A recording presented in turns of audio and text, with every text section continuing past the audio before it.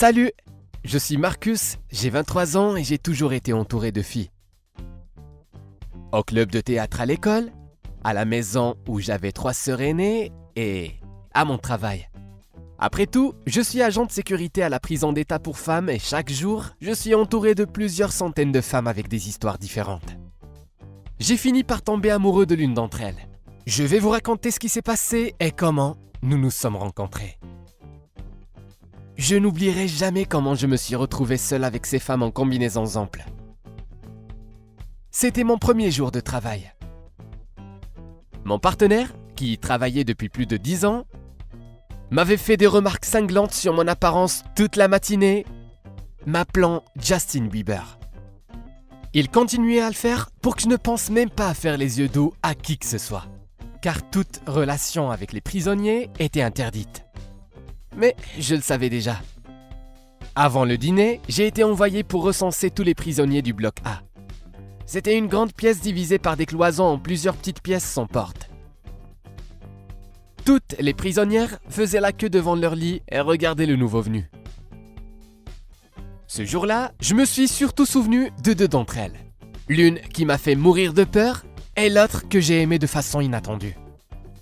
La première a mis une main sur mon épaule et m'a fait un clin d'œil sournois avec son seul bon œil. Il l'appelait vieille femme parce qu'elle était là depuis le plus longtemps. Je lui ai dit de rentrer immédiatement. Mais je l'ai dit si timidement qu'en interne je me suis réprimandé pour avoir fait preuve de faiblesse. Mais à la fin des rondes, je l'avais complètement oublié. Car dans la dernière cellule, j'ai vu Loris. J'ai lu son nom sur le badge. Si je l'avais rencontrée dans la vie ordinaire, je l'aurais certainement invitée à sortir. Le lendemain, je l'ai vue dans le couloir. Elle m'a souri et j'ai involontairement souri en retour. Puis, je me suis mis en colère contre moi-même. Pendant tout le mois suivant, j'ai essayé de ne pas la regarder et je l'ai même évitée.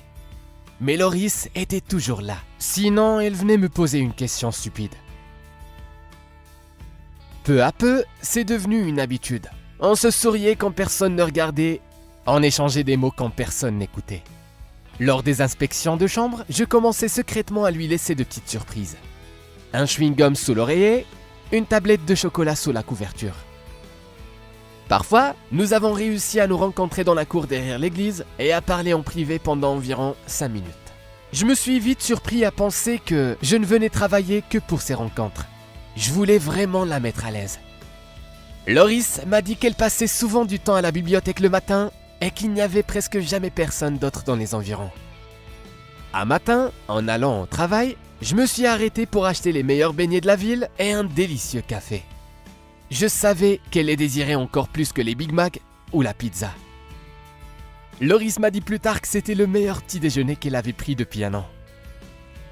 Un jour, elle m'a demandé de lui envoyer une carte postale. Le jour de mon congé, j'ai choisi la plus mignonne que j'ai pu trouver et j'ai écrit que je ne pouvais pas attendre le jour où je pourrais la lui donner en personne.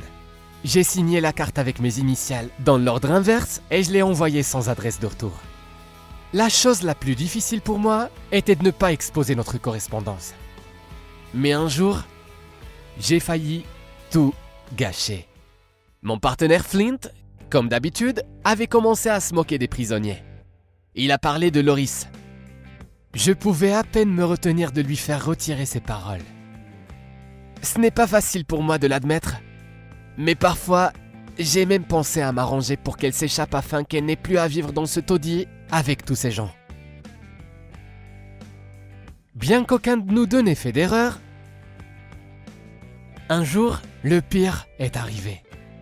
Ce jour-là, nous avons reçu l'ordre de fouiller complètement chaque pièce. Toutes les femmes se trouvaient alors dans la cour. J'ai fouillé le lit de Loris. Dans une boîte sous le lit, j'ai trouvé ma carte postale et je n'ai pas pu m'empêcher de sourire. Mais il y avait aussi d'autres cartes. Plus de 20 et toutes sans adresse de retour. J'ai commencé à comparer les initiales des noms figurant sur les cartes signées avec les noms des autres gardiens. J'ai trouvé plus de 12 correspondances. Je n'ai même pas pu me résoudre à demander une explication à Loris. Et j'ai démissionné 2 semaines plus tard.